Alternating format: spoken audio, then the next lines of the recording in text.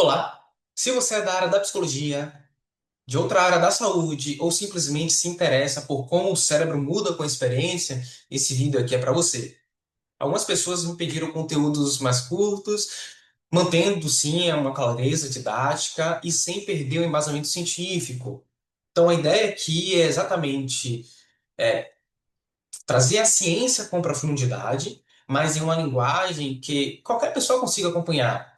Então, para além de produzir conteúdos para o meu público-alvo de origem, que são os estudantes de psicologia, profissionais recém-formados ou experientes na área da psicologia, também passarei a produzir vídeos no intuito de beneficiar as pessoas leigas no assunto, de alguma forma que mude a sua vida, a sua percepção sobre os processos psicológicos, sobre o que a neurociência pode, como que a neurociência pode contribuir para melhorar a nossa saúde mental, para melhorar a nossa qualidade de vida, ou de repente com o conhecimento que eu produzo aqui, orientar um familiar, um amigo próximo, com base nos conteúdos que desenvolvo, com base na ciência.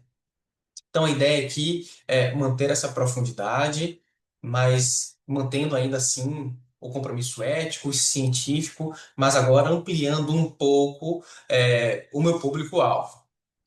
E para começar, hoje eu quero conversar com você sobre neuroplasticidade. O que esse conceito realmente significa, dar alguns exemplos e depois mostrar como que a terapia cognitivo-comportamental, a TCC, ela pode promover mudanças reais no nosso cérebro. Então, o que é a neuroplasticidade ou plasticidade cerebral? Basicamente, a capacidade do nosso sistema nervoso de se reorganizar frente a mudanças ambientais, a capacidade do nosso cérebro de se modificar ao longo do tempo, tanto em sua estrutura quanto em seu funcionamento, em resposta às experiências, ao aprendizado, ao ambiente e às intervenções terapêuticas, inclusive. Durante algum tempo, acreditou-se que o cérebro adulto era praticamente fixo, mas hoje nós sabemos que isso não é verdade. O cérebro ele está o tempo todo fortalecendo conexões, enfraquecendo outras conexões e reorganizando circuitos neurais. E, em alguns casos, até alterando volumes de determinadas regiões. Isso acontece não apenas após alguns traumas ou lesões, como muitas pessoas imaginam, mas acontece também com processos de aprendizagem, mudanças comportamentais e também através da psicoterapia. Alguns exemplos simples que eu vou trazer aqui agora, por exemplo, quando você aprende uma nova habilidade, como dirigir, tocar um instrumento musical, ou aprender ou falar um novo idioma, as redes neurais envolvidas nesta função se tornam mais eficientes. Um outro exemplo é que pessoas que passam muito tempo ruminando pensamentos negativos acabam fortalecendo circuitos relacionados à ameaça, a medo e à autocrítica. Ou seja, o que você pratica mentalmente, o cérebro aprende. E é exatamente aí que a psicoterapia entra. É uma adendo que o nosso cérebro ele fica muito bom naquilo que a gente repete. Então, se a gente está aprendendo um novo idioma, se implica diariamente na aprendizagem daquele novo idioma, obviamente aprendendo, consolidando o conteúdo, replicando, repetindo, e isso se torna um hábito a médio e longo prazo, o cérebro ele vai ficar bom nisso. Daí que vem o processo de aprendizagem, claro que não de uma forma tão simples assim, existe todo um processo neurobiológico por trás disso, mas veja que a gente está falando de uma coisa boa. Você pratica, repete, repete, o seu cérebro fica bom nisso. Da mesma forma, como o exemplo que eu acabei de dar, através dos pensamentos distorcidos, negativos, você ruminar tanto aquilo que é tão negativo para você, o seu cérebro vai ficar bom naquilo também. E aí pode trazer desesperança, eleva o nível de ansiedade, você pode ficar cada vez mais triste, porque o seu cérebro ele cada vez mais vai se condicionando aquilo. Embora os pensamentos são só pensamentos, a gente diz isso, mas tudo que se sente, as emoções geradas, o comportamento que vem posteriormente e as consequências disso são completamente reais. E onde é que entra aí neuroplasticidade e terapia?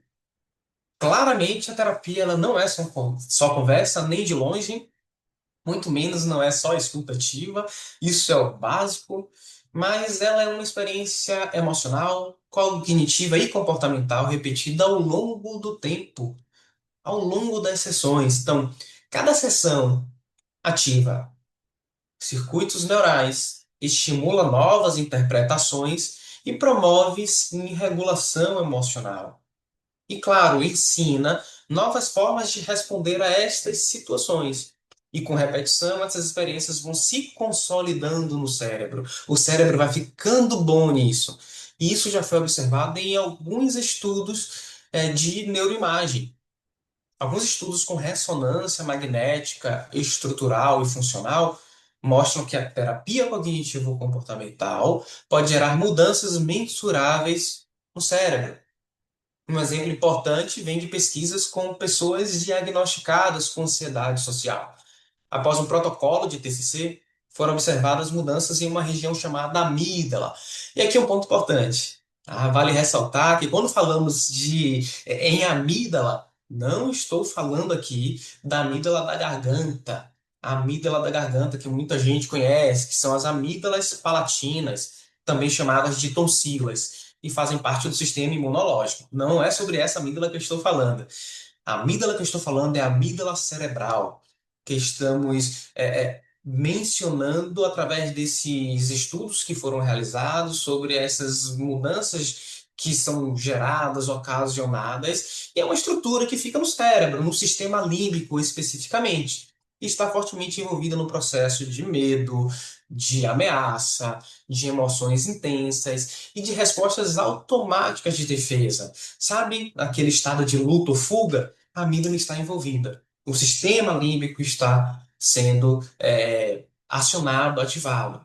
São estruturas completamente diferentes, né, apesar do nome parecer.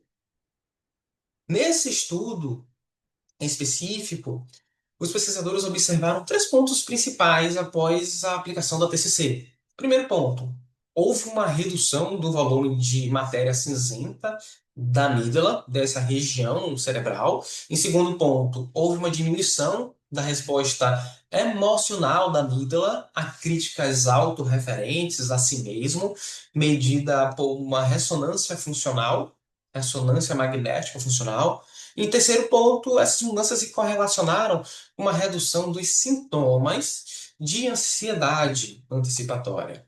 Ou seja, não foi apenas uma melhora subjetiva relatada pelo paciente, mas foram mudanças objetivas, mensuráveis no funcionamento e na estrutura cerebral. Isso nos mostra que a TCC ela não apenas muda os pensamentos, não apenas ensina estratégias, mas pode reorganizar circuitos neurais ligados ao medo e à emoção. Isso é neurobiologia das emoções, né? Neurobiologia de modo geral. Então a pessoa ela passa a interpretar situações de outra forma e o cérebro aprende que aquilo não é mais uma ameaça constante.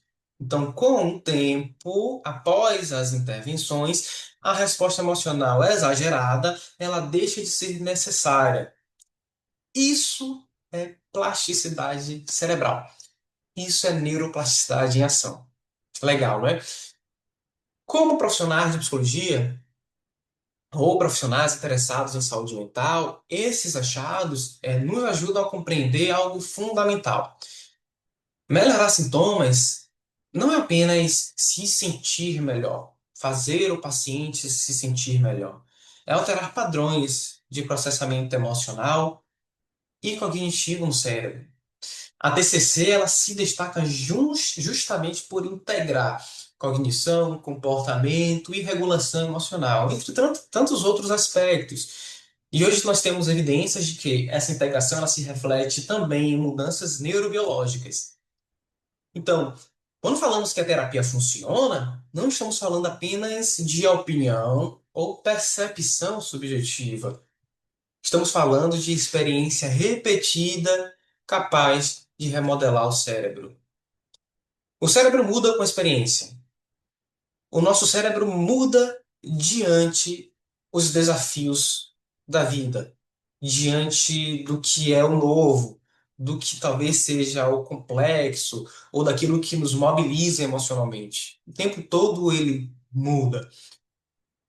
E a terapia, sem dúvida alguma, traz uma experiência transformadora. E mais uma vez, não é só uma experiência subjetiva, que isso é válido também, isso acontece também. Muda talvez a visão de mundo, ou é, limpe talvez as lentes que estão sujas, que de alguma maneira fazem com que aquele paciente, fazem com que aquela pessoa enxergue a vida de forma muito distorcida, talvez ajude a limpar, talvez não, geralmente ajuda a limpar. Então, a psicoterapia, ela traz essa mudança, ela transforma dessa forma, dessa maneira também, mas também numa perspectiva neurobiológica. Então, lembre-se disso. O nosso cérebro, ele fica muito bom naquilo que a gente repete. E aí abre para pontos negativos e para pontos muito positivos, criando hábitos saudáveis, por exemplo. E por outro lado, se você se percebe que não consegue sair daquele pensamento distorcido, daquele viés negativo do que é a sua vida e não está conseguindo mais dar conta sozinho ou sozinha, sugiro buscar um apoio, uma ajuda de um profissional da psicologia ou da psiquiatria para poder te dar todo esse suporte e te ajudar a transformar a sua vida. Se você gostou desse conteúdo, compartilha com alguém que se interessa por psicologia, neurociência ou saúde mental. E se quiser mais vídeos curtos, acessíveis e baseados em evidência científica, me conta aqui nos comentários. Também lembre-se, não serve apenas para estudantes de psicologia ou profissionais de psicologia. Aquela pessoa que você acredita que pode se beneficiar com esse conteúdo, compartilha com ela também. Então, até o próximo vídeo e um abraço.